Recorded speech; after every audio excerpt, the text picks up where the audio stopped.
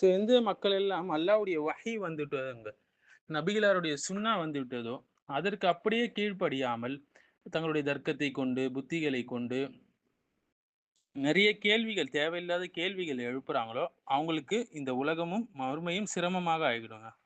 அதற்கான ஒரு நல்ல எக்ஸாம்பிள் தான், பனி இஸ்ரவேலர்களுடைய மாடு சம்பந்தப்பட்ட சம்பவம்.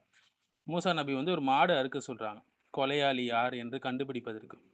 நபி சொல்லிட்டாங்களே, உடனே அத எக்ஸிக்யூட் பண்ணுவோமே என்று இல்லாமல், அது எப்படி, என்னன்னு சொல்லி பல கேள்விகளை கேட்டு, தங்களுக்கு தாங்களே சிரமத்தை ஏற்படுத்திக் கொள்றாங்க. சொன்ன உடனே ஏதாவது ஒரு மாட பிரிச்சு அறுத்திருந்தால், அந்த வேலை சுலபமாக முடிஞ்சிருக்கும். தங்களுடைய மார்க்கத்தையும், உலகத்தையும் சிரமமாக்கக்கூடியவர்கள் அந்த யூதர்களாக இருந்தார்கள். ஸோ இந்த வழியில முஸ்லிம்கள் நாம இருக்கக்கூடாதுங்க. குறிப்பாக இந்த வசனங்கள் நீங்க பார்த்தீங்கன்னா, ரிலிஜியஸ் ஃபார்மலிசம்க்கு ஒரு மறுப்பா இருக்குன்னு சொல்லலாம். ரிலிஜியஸ் ஃபார்மலிசம்னா என்னன்னா, மதத்துடைய ஒரு மார்க்கத்துடைய வெளிப்புற வடிவங்கள்ல மட்டும் சிக்கிக்கொண்டு, அதை மட்டும் பின்பற்றி, என்ன நோக்கத்துக்காக அந்த சட்டங்கள் சொல்லப்பட்டிருக்கோ, அதை மறந்து விடுவது. ஸோ பனி இஸ்ராயேலுடைய நோக்கம் என்ன? ஒரு கொலை நடந்துருச்சு. அல்லாஹ் உண்மையை வெளிப்படுத்தி ஒரு வழியும் காட்டிட்டான். ஆனா, அவங்க என்ன செஞ்சாங்க? அதனோட நிறம் என்ன? அதனுடைய வயது என்ன? என்ற இந்த மாடை பத்தி, அதன் வெளிப்புற விஷயங்கள்ல மட்டும் தான் அதிக கவனம் செலுத்துனாங்க. அல்லாஹ்வுடைய நோக்கத்தை விட, அதன் வெளிப்புற விவரங்கள்ல மூழ்கி கிடந்தாங்க. நவீன காலத்துல கூட பார்க்கலாம் இல்லைங்களா? ஆடை விவாதம் பேசுவாங்க. சிறு சிறு ஃபிக்ஹ் வேறுபாடுகள்லாம் சண்டை போட்டுக் கொள்வாங்க. சமூக ஊடகங்கள்ல எப்போதும் விவாதம் செய்து கொண்டிருப்பார்கள். ஆனா தக்வா, இஹ்லாஸ், நீதி, தௌபா இதெல்லாம் மறந்துடுவாங்க.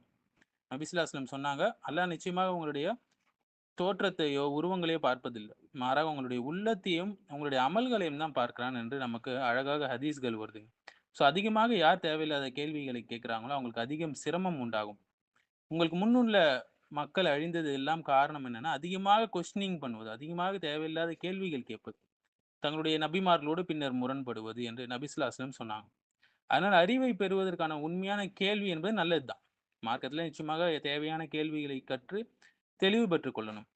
ஆனால் அல்லாஹ்வுடைய ஒரு கட்டளையை தவிர்ந்து கொள்வதற்காக சிக்கலாக அல்லது எதிர்க்கக்கூடிய நோக்கத்தில கேட்கப்படக்கூடிய கேள்விகள் கண்டிக்கப்படுது. ஸோ பசுவுடைய நிறத்தை விட அவங்களுடைய உள்ளத்துடைய நிலை தாங்க முக்கியம். அல்லாஹ்வுடைய கட்டளையை எளிமையாக ஏற்கிறோமா? நிச்சயமாக இந்த இஸ்லாமிய மார்க்கம் எளிதானது. யார் தங்களை தாங்களே அதை சிரமப்படுத்திக் கொள்றாங்களோ, அவங்களுக்கு தான் அது சிரமம். சமியனா வாத்தனா செவியுற்றோம், கேள்விப்பட்டோம். இதுதான் இந்த சம்பவம் நமக்கு சொல்லிக் குடுக்குது. மேலும் ஹைப்பர் ரேஷனலிசம்க்கும் இது மறுப்பாக இருக்குங்க. எனக்கு எல்லாம் முழுமையா புரிஞ்சா தான் நான் ஃபாலோ பண்ணுவேன் அப்டின்னா, இந்த மனநிலை தான் ஹைப்பர் நேஷனலிசம். இதை மார்க்கத்துக்கும் நெறைய பேர் கொண்டு வராங்க இப்போ. பனி இஸ்ரவேலர்கள் என்ன செஞ்சாங்க? ஒரு பசுவை அறுத்து விடுங்கன்னா அறுத்துடணும் இல்லைங்களா? எளிய கட்டளை. ரொம்ப ஈஸியானது. ஆனா எந்த பசு, என்ன வயது, என்ன நிறம், வேலை செஞ்ச பசுவா இல்லையான்னு சொல்லி ஒவ்வொரு கேள்விக்கும் பதில் வந்தபோதும், அவங்க இன்னும் கேள்விய தான் அதிகப்படுத்துனாங்க. முஃபஸ்ஸிரூன்கள் சொல்றாங்க, அவங்க ஆரம்பத்திலேயே எந்த பசுவை அறுத்திருந்தால் அதுவே போதுமானதா இருந்திருக்கும். ஆனா, அவங்க தொடர்ந்து கேள்வி கேட்டு, கேட்டு, கேட்டு அந்த விஷயத்தை கடினமாக்கிக் கொண்டாங்க. இன்னைக்கு நெறைய பேர் கேள்வி கேட்கறாங்க இல்லைங்களா? ஏன் ஹிஜாப் போடணும்? ஏன் 5 வேள தொழுகை தான் இருக்கு? இதற்கான அறிவியல் ஆதாரம் என்ன? சயின்ஸ் என்ன சொல்லுது? எனக்கு முழுமையான லாஜிக் புரியலையே என்றெல்லாம் கேட்கறாங்க. நம்ப அறிவு எல்லைக்கு உட்பட்டதுங்க. எல்லாத்தையும் நம்மளால புரிந்து கொள்ள முடியாது. ஆனா, அல்லாஹ் எதை இறக்கினானோ அது ஹைர் தான். ஒரு நல்ல முஃமின் முதல்ல என்ன செய்வான்? கட்டுப்படுவான். பின்னர் தான் என்ன செய்வான்? புரிந்து கொள்ள முயற்சிப்பான். இன்னைக்கு இது உல்டாவா இருக்கு. அப்படி இல்லைங்களா? ஃபர்ஸ்ட்டு பல கேள்விகள் கேட்கறது, பிறகு புறக்கணித்து விட்டு போறது. ரிலிஜியஸ் ஃபார்மலிசம் என்று சொல்லக்கூடிய இந்த மத முறைமைவாதத்தில வந்து அழகாக இந்த ஆயத்துகள் நமக்கு மறுப்பு குடுக்குதுங்க. சடங்குல முக்கியத்துவம் குடுத்தாங்க. மாறாக அந்த சாராம்சத்தை அவங்க தவற விட்டுட்டாங்க. பசுவுடைய வெளிப்புற விஷயத்துல அவங்க நோக்கம் செலுத்துனாங்க. மாறாக நீதியை நிலைநாட்டுவது, கொலையாளிய கண்டுபிடிக்கிறது இதுதான் அதனுடைய நோக்கமா இருந்தது இல்லைங்களா? ஆனா இஸ்ரவேலர்கள் என்ன செஞ்சாங்க? பசுவுடைய சரியான இனம் அல்லது நிறம் குறித்து விவாதிச்சுக்கிட்டே, அதிலே மூழ்கி போனதுனால, அந்த சூழ்நிலையுடைய தார்மீக முக்கியத்துவத்த மறந்துட்டாங்க. இன்னைக்கு அதுதாங்க நடக்குது. ஒரு மார்க்க சட்டம் சொல்லப்பட்டால், வேற ஏதாவது உலமா வந்து இந்த ஹராமை வந்து ஹலால்ன்னு ஃபத்வா குடுத்துருக்காங்களா? இந்த சட்டத்துல ஏதாவது ஓட்டைகள் இருக்குதா? என்று தேடுவது. இல்லன்னா நிபந்தனைகளை முடிஞ்ச வரைக்கும் என்ன செய்யுது? அதை எப்படிலாம் சுருக்கலாம், இல்ல மாத்தலாம், இல்ல நெறைய கேள்வி கேட்பதன் மூலியமாக வேற எதுவாக அந்த தீர்ப்பை மாத்தலாம் என்று சிலர் 10 பேர்ட்ட போய் ஃபத்வா கேட்கிறது.